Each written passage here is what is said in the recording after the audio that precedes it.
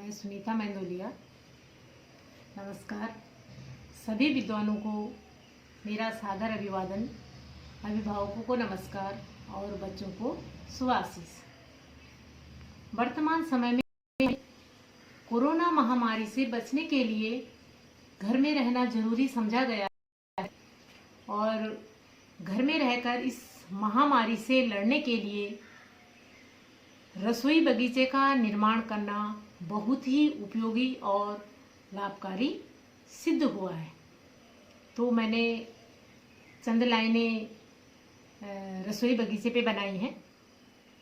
आओ सब मिल रसोई बगीचा बनाओ, आओ सब मिल रसोई बगीचा बनाओ, चटनी साग सब्जी उसी से खाओ, पोषक तत्व विटामिन से युक्त सब्जियां खाओ, रोग प्रतिरोधक क्षमता बढ़ाओ, कोरोना महामारी को दूर भगाओ, अपनी खुशियां वापस लाओ, पर्यावरण का श्रृंगार बढ़ाओ, अपना भारत महान बनाओ। किचन गार्डन अर्थात रसोई बगीचा या आप उसे गृह वाटिका समझ लीजिएगा। रसोई बगीचे में सब्जी उत्पादन का जो प्रचलन चला आ रहा है वो प्राचीन काल से ही चला आ रहा है। इसमें सब्जी उत्पादन का जो मुख्य उद्देश्य होता था और होता है वो पूरे परिवार को मनपसंद की साग सब्जी मिलती रहे। रसोई वाटिका की जो सब्जियां ताजी और बाजार की सब्जियों की अपेक्षा कई गुना उत्तम, गुणकारी एवं रोग प्रतिरोधक क्षमता बढ़ाने वाली होती हैं।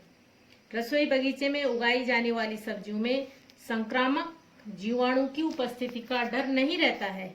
इससे हम कई तरह की बीमारियों से भी बचे रहते हैं।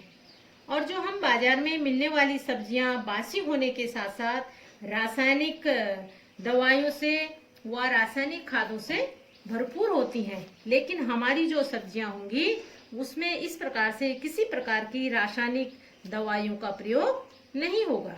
रसोई बगीचा की जो सब्जियां हैं वो केवल जैविक खाद जैसे गोबर, सब्जी, फल के छिलके, सड़ने योग्य कूड़ा, सूखे पत्ते आदि से कंपोस्ट खाद तैयार की जाती है। रसोई बगीचे में मौसमी सब्जियां व कुछ फूल व कुछ औषधियां पौधे जैसे तुलसी, पुदीना, लहसुन, एलोवेरा, गिलोय आदि को विशेष रूप से जगह दी जानी चाहिए। इससे हम कई बीमारियों से बचे रहेंगे। इनके सेवन से हम कई बीमारियों से भी बचे रहेंगे।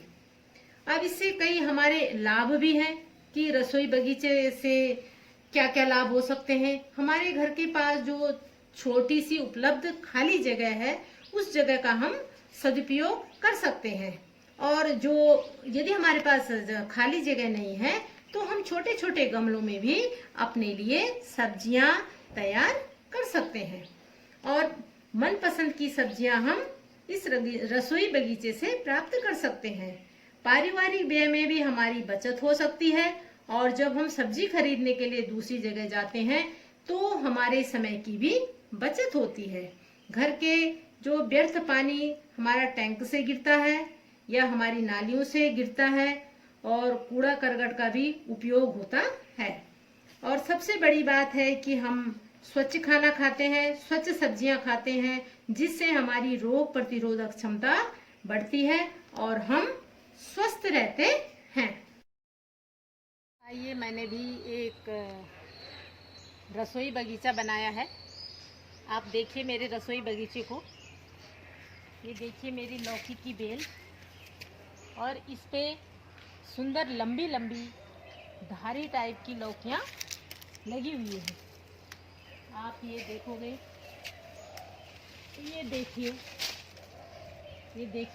इस प्रकार से इतनी लंबी लंबी हमारी ये लौकियां तैयार हो रखी हैं। इस पे कई छोटी छोटी हमारी ये लौकी तैयार हो रखी हैं। इधर से भी देखिए ये लौकियां हमारी तैयार हो रही हैं।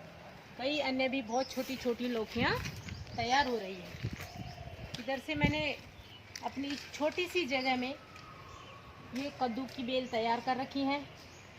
दो प्रकार के कद्दू हैं। जो ये वाला कद्दू आपको दिखाई दे रहा है, इससे हम सिर्फ कद्दू के फल खाएंगे। अब इसमें देखिए आप, विभिन्न प्रकार के ये कद्दू लगे हुए हैं। ये देखिए कद्दू, ये देखिए आप, ये कद्दू देखिए आप, ये कद्दू देखिए, ये कद्दू देखिए, ये कद्दू देखिए। इसके अंदर कई सारे, बहुत सारे आगे तक भी वो कद्दू लगे हैं। ये छोटे छोटे कद्दू लगे हैं। अब आप देखिए कि इस छोटी सी जगह में ये जो हमारी भिंडी की पौध है, ये नन्ही नन्ही पौध, इस ये नन्ही नन्ही पौधों पे ये भिंडियाँ तैयार हो चुकी हैं। और इनसे हमने, आप यकीन नहीं करोगे कि हफ्ते में मैं 2 बार इन छोटी छोटी पौधों से भिंडियाँ तोड़ लेती हूँ। भिंडियों के साथ में ये धनिया तैयार है। ये देखिए धनिया की पौध, ये धनिया तैयार है। ये देखिए मिर्चों की पौध, मिर्चों की ये पौध लाइन से लगी हुई है। ये पौध हमारी लाइन से लगी हुई है। ये देखिए इसमें बहुत सारी मिर्चें आ रखी हैं, लंबी लंबी ये मिर्चें। ये पेड़ देखो, इसमें बहुत सारे मिर्च आ रखे हैं। हम हरी मिर्च का ही सेवन करते हैं। अब आप ये तोरी की बेल तैयार हो रखी है। तोरी की बेल पे भी ये नन्ही नन्ही तोरियाँ, ये नन्ही नन्ही तोरियाँ तैयार हो रही हैं। इन पे कई फूल आ रहे हैं और इन फूलों पे नन्ही नन्ही हमारी तोरियाँ तैयार हो रखी हैं। ये कुछ धारी वाली लौकी से अलग लौकी है। इस लौकी पे गोल लौकियाँ तैयार होंगी। ये देखिए नन्ही नन्ही ये लौकियाँ, इस पे भी ये गोल लौकियाँ इस पे तैयार हो रही हैं। ये मेरी दूसरे प्रकार की कद्दू की बेल है। इस कद्दू से सिर्फ हमने ये पत्ते तोड़ के खाने हैं। इसको हम अपनी क्षेत्रीय बोली में, क्षेत्रीय बोली में हम इसे बोलते हैं टुक। ये टुकुर हैं। इन टुकड़ों को हमने यूँ तोड़ना है, यूँ तोड़ना है। ये आगे आगे का हिस्सा यूँ तोड़ना है, यूँ तोड़ना है। आगे का हिस्सा यूँ तोड़ना है और इससे हमने काट करके और इसकी हम साग बनाएंगे। अब देखिए आप ये देखिए, अब हमारा एक ये छोटा सा बेडू का पेड़ है। ये देखिए इस पे कितने सारे बेडू लगे हुए हैं।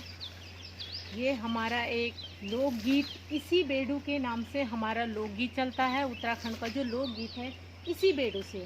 कई लोगों ने बेडू देखा नहीं होगा। ये बड़ा पेड़ भी हो सकता है और ये इस प्रकार से झाड़ीनुमा भी हो सकता है। इसमें कई ये बेडू लगे हैं, नन्हे नन्हे नन्हे नन्हे, और इस पे 12 महीने फल आता है।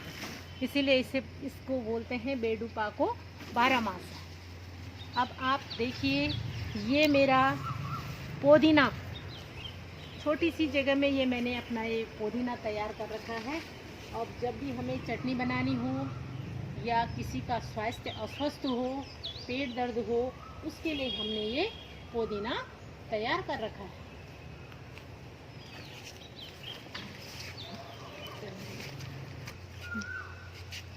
अब आप ये देखिए टमाटर की खेती। अब ये साथ में मैंने बेलों के साथ साथ में टमाटर भी तैयार किए हैं। अब आप देखिए इस पे कितने सारे ये टमाटर लदे हुए हैं। ये देखिए टमाटरों की भरमार।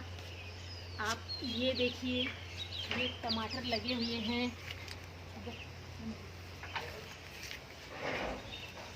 ये देखिए ये कुछ टमाटर हमारे पक गए हैं और कुछ पक रहे हैं। आप ये देख रहे हो कितने सारे टमाटर की हमारी पौध लगी हुई है। ये देखिए आप टमाटर, ये देखिए पौध भर भर के टमाटर तैयार हो रखे हैं। ये देखिए आप, इस कोरोना काल में घर में रहकर मैंने ये प्रयास किया कि कुछ हम अपनी ताज़ी साग सब्जियाँ तैयार करेंगे। अब आप एक ये नन्ही सी बेल देख रहे हैं आप, ये बहुत ही छोटी बेल है। ये बेल आपको दिख रही होगी। इस बेल का नाम है सेम। वैसे तो हम छीमी बोलते हैं, लेकिन यहाँ हम इसको सेम कहेंगे। अब सेम पे आप ये देखो कि यहाँ पर से यहाँ तक बस ये छोटी सी बेल है। इस छोटी सी बेल पे देखो ये फूल आने शुरू हो गए हैं, ये फूल आने शुरू हो गए हैं और अब कुछ ही दिनों में इस पे सेम तैयार हो जाएगी। तो आपने देखा कि ये मैंने शाम के समय में और घर में ही रहना है, कोरोना काल में कई प्रकार की सब्जियां तैयार की हैं। अब आप ये देखिए, ये हमारी करेले की बेल है। इस करेले की बेल पे कई सारे फूल आए हैं और नन्हे नन्हे नन्हे नन्हे कई करेले भी इससे तैयार हो रखे हैं। एक बार हमने इससे करेले खा लिए हैं और दूसरी बार के लिए ये करेले तैयार हो रहे हैं। ठीक है,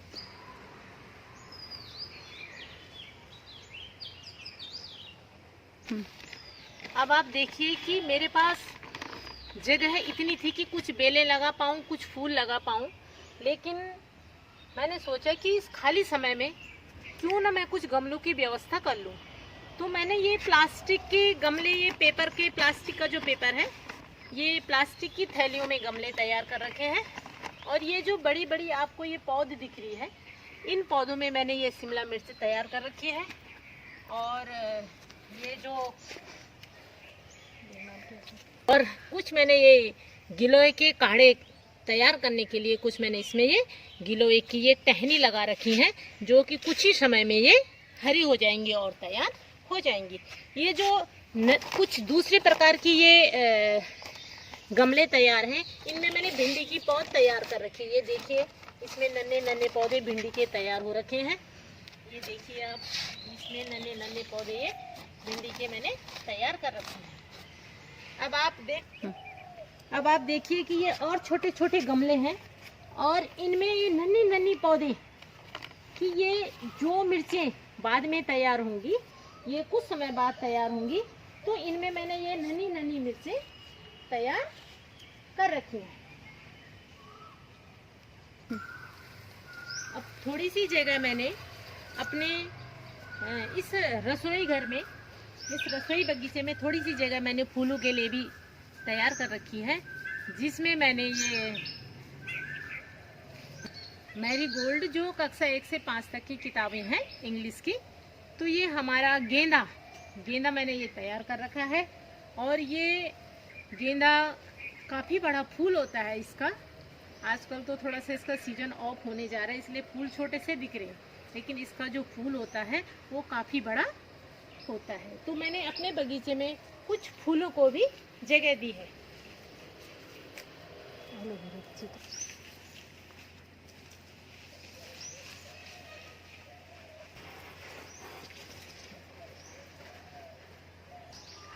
अब आप सोच रहे होंगे कि मैडम इसमें खाद कहाँ से तैयार करती होगी। ये जो मैं इन पौधों की जड़ों के लिए खाद तैयार करती हूँ, ये कंपोस्ट खाद तैयार करती हूँ। इसमें किसी प्रकार की रासायनिक खाद का मैं प्रयोग नहीं करती हूँ।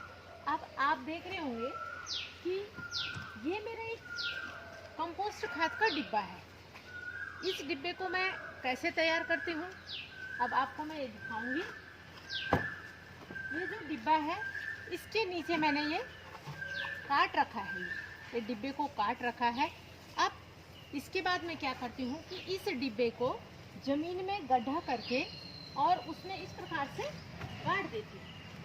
जब गड्ढा करके इसमें गाड़ देती हूँ तो इसके ऊपर से मैंने ये ढक्कन लगा रखा है। जो भी मेरा किचन का कूड़ा होता है, सड़ी गली चीज़ें होती हैं, उसको मैं ये डिब्बे में डाल देती हूँ। डिब्बे में डालने के बाद मैं इसमें ये ढक्कन लगा देती हूँ। इस ढक्कन को लगाने से क्या होता है कि जो भी हमारे छोटे मोटे मच्छर होते हैं, कीटाणु होते हैं, वो बाहर नहीं आ पाते हैं और वहीं उस खाद में ही मिल जाते हैं। अब जब ये डिब्बा कुछ ऊपर तक आ जाता है तो फिर मैं क्या करती हूँ, इस डिब्बे को उठा करके दूसरे पौधे की जड़ में लगा लेती हूँ। जैसे मैंने यहाँ से उठाया और दूसरे पौधे की जड़ में लगा लेती हूँ।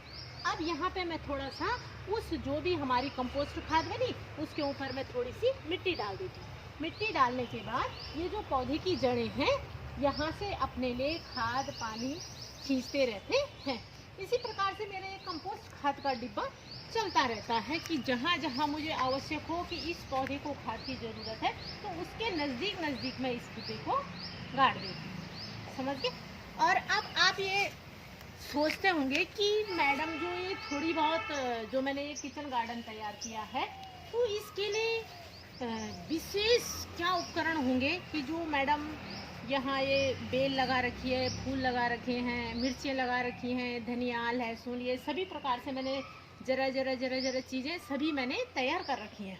अब आप सोचते होंगे कि पता नहीं मैडम के पास कौन से इतने बड़े उपकरण हैं।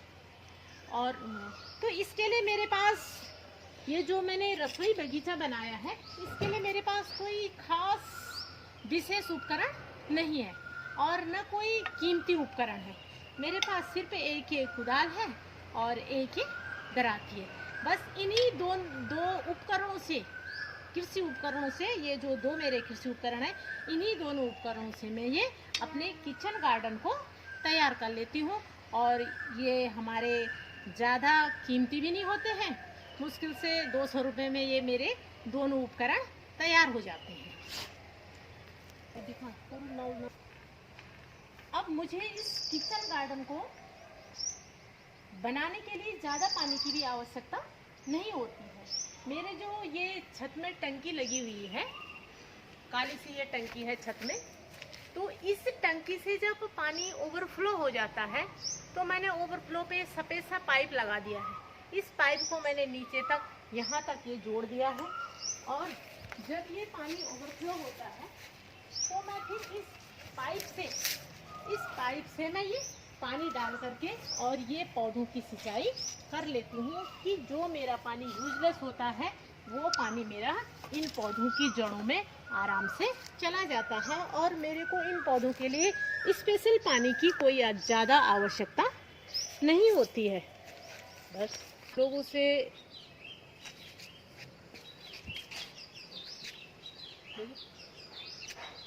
मेरा आप लोगों से एक सुझाव है कि सभी लोग इन छुट्टियों में अपने लिए किचन गार्डन तैयार करें और उस किचन गार्डन में थोड़ी सी ज़मीन में भी किचन गार्डन तैयार हो जाएगा।